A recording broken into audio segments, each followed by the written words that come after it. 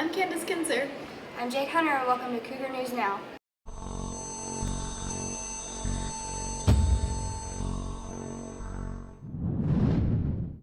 Today's weather will be 78 degrees with a 50% chance of thunderstorms.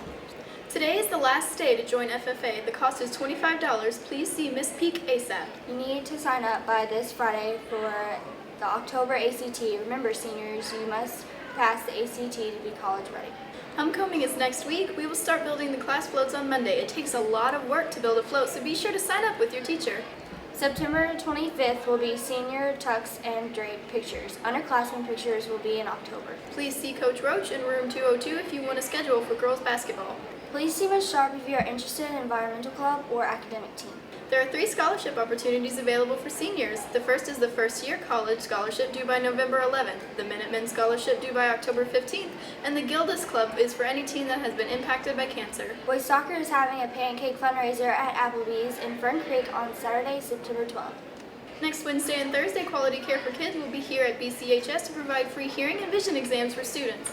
Please see Ms. Harden in the Youth Service Center for more information. Governor's Scholar applications are available online. See a guidance counselor for more information. FCCLA will be selling peel and stick coupons. Anyone interested, please email Ms. Stoll or come by her room, 611. They are $10 and don't expire until 12/31/16. Open house is Tuesday of next week. Boys basketball conditioning has begun. You must have a current school physical to participate. Today is the 14-year anniversary of the terror attacks in New York City. This is an emotional day for many people. Let's take a minute and look at what happened. I was in Seoul, Korea. I was still in active duty. I was working for Military Intelligence Brigade in Seoul, Korea. My wife called me around 1 o'clock in the morning, Wednesday morning, in Seoul, and said the plane had accidentally, at that point it was an accident still, had ran into the World Trade Towers in New York City. And I turned on the TV and the rest is history. I was doing like I'm doing right now, issuing uniforms. I was in the supply room, like Major Klazak said. That's when we had TVs mounted on the walls, and my kids in there said we had the TVs on. So a plane just flew into the Trade Center, one of the towers. And I said, what? Went in there and looked, and sure enough, and that was the first one. And then I said the same thing to Major Klazak. I said, oh my God. And then just a couple minutes later, here's one to the next to the second one. And boy, it's just, it's a feeling where everybody just kind of, I guess like people in Pearl Harbor, it was that serious of an attack. It affected the whole country. On September 11, 2001 at 8:19 in the morning, the Flight 11 crew contacted the airline. Number 3 in the back, the cockpit's not answering. Somebody's stabbed in business class. And I think there's mates that we can't breathe. I don't know. I think we're getting hijacked. 5 minutes later, the Flight 11 hijacker confirms he has a plane. We have some planes. Just stay quiet and you'll be okay. We're returning to the airport.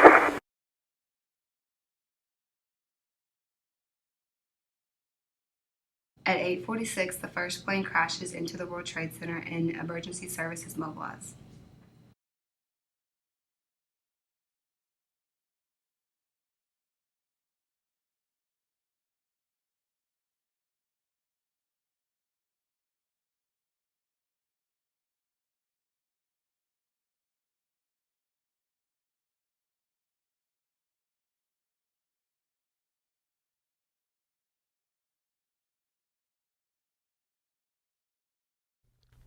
When I got into my office, I took one last look out the window and then went to my desk. Then all of a sudden, this bang happened. The bang and being thrown out of my chair and having the door partially open, it all happened at the same time.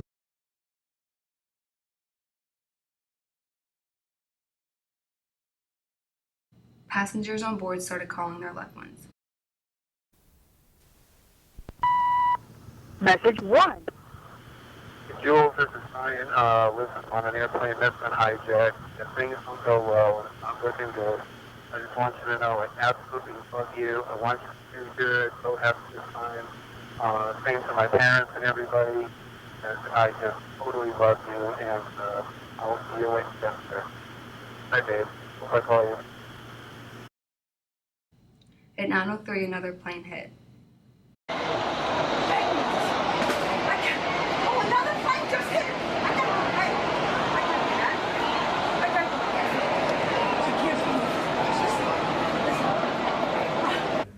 When I immediately realized how serious it was, I went, picked up my wife, and we both went home and we just turned on the television and just watched it. I mean, we were watching television when the first tower collapsed, and it was just unbelievable. Like, you couldn't make this up.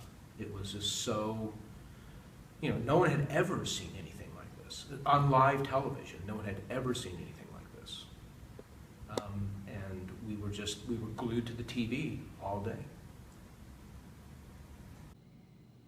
At 9:15, they evacuated the World Trade Center. And the shoes came off when? When we hit in the 60s, the upper 60s, because there was jet fuel, we thought it was water. But between my legs shaking so badly and me slowing down in my walking, my boss says to me, "Take your shoes off, give me your handbag, I'll carry them." And that's how I ended up, taking my shoes off. At 9:37, Flight 77 crashes into the Pentagon. I just took our paperwork and started the fax machine, put the papers in the fax, dialed the number, and at the exact same moment that I hit the start key, the plane hit the building. At 9:59, the South Tower collapsed. No one felt panicky until you were in the dark somewhere. The stairways were always lit. The panic started little by little. It started with the water, and then we went down some more.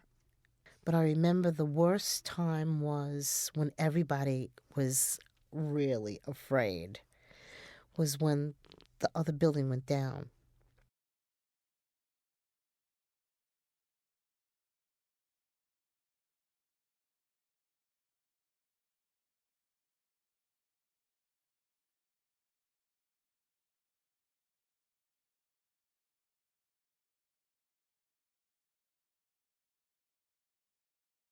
Mark, this is your mom. It's 10:54 a.m. The news is that it's been hijacked by terrorists. They are planning to probably use the plane as a target to hit some site on the ground. So if you possibly can, try to overpower these guys if you can, because they'll probably use the plane as a target. So I would say go ahead and do everything you can to overpower them, because they're hell-bent. I'll try to call me back if you can. You know the number here. Okay, I love you, sweetie. Bye. At 10:03, Flight 93 crashed. At 10:15, the E-ring of the Pentagon collapsed.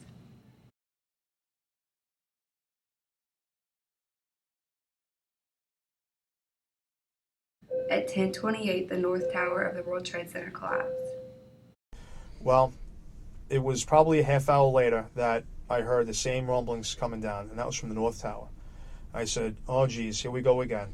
I said, what's the chances of me surviving the second collapse? I don't know, not too good. I wanted to run like hell myself down the stairwell that I was sending all those people down. But unfortunately, I said, I can't run that fast. This thing is going to beat me out. So what I did was I made it down about 3 or 4 stairs, and there was a little bit of a landing that was there. And I just basically positioned myself there with a couple of the other guys. I said, "Guys, grab the wall. We're going to do the same thing we did for the first collapse, and I'm sure that we're going to make it. We're going to be fine." So we grabbed the wall again, but this time it seemed like the collapse lasted forever. The whole ground was shaking. Nothing was on fire by me, but still, the blinding smoke. But I was at the base of the smoke. I couldn't run anywhere. The smoke was all around me, and all the debris. And the cloud of dust. It wasn't really so much smoke, but it was the dust cloud that was coming down. It was choking. It really was. I was like, oh my God, it was the closest to dying that I ever thought about.